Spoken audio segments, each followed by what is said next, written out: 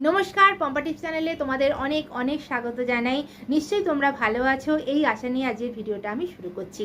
কাল রাখি বন্ধন, অবশ্যই তোমরা তোমাদের ভাইদের হাতে রাখি বাঁধবে, কিন্তু দুপুর 1:30-এর আগে কখনোই রাখি বাঁধবে না, কারণ সেই সময়টা হচ্ছে ভদ্রা সময়। আর ভদ্রা কি সেটা তোমাদের মনে নিশ্চয়ই প্রশ্ন উঠছে। ভদ্রা হলো সূর্যদেব এবং তার স্ত্রী ছায়াদেবীর কন্যা সন্তান, এবং তার দাদা হচ্ছে শনিদেব। কথিত আছে রাবণের বোন সুর্পনখা ওই ভদ্রা সময়ই তার ভাইয়ের হাতে রাখি বেঁধেছিল। সেই কারণেই 1 বছরের মধ্যে পুরো লঙ্কা ছারখার হয়ে যায়।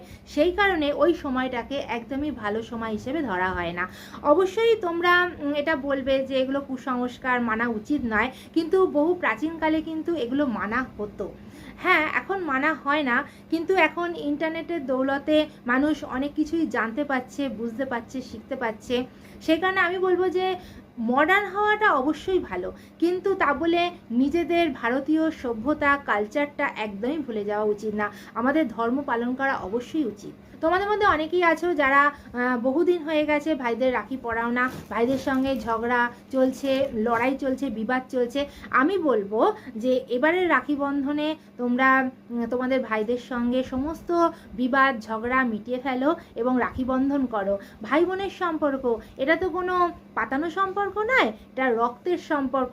আর রক্তের সম্পর্ককে এভাবে অস্বীকার করা যায় না। আর এই রাখি বন্ধনের মাধ্যমে সম্পর্ককে আরও দৃঢ় করো। আর রাখি বন্ধন হচ্ছে সৌভ্রাতৃত্বের প্রতীক।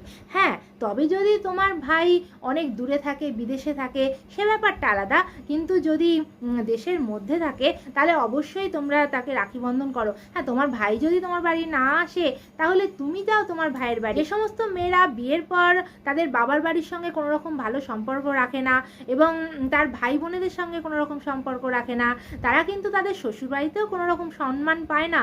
এমনকি তাদের সব থেকে কাছের মানুষ তার স্বামীও কিন্তু কোনো রকম রেসপেক্ট করে না তাদের। ভিডিওটা আমি আজকের মতন এখানেই শেষ করছি। দেখা হবে নেক্সট ভিডিও। ততক্ষণ ভালো থেকো, সুস্থ থেকো, বাই।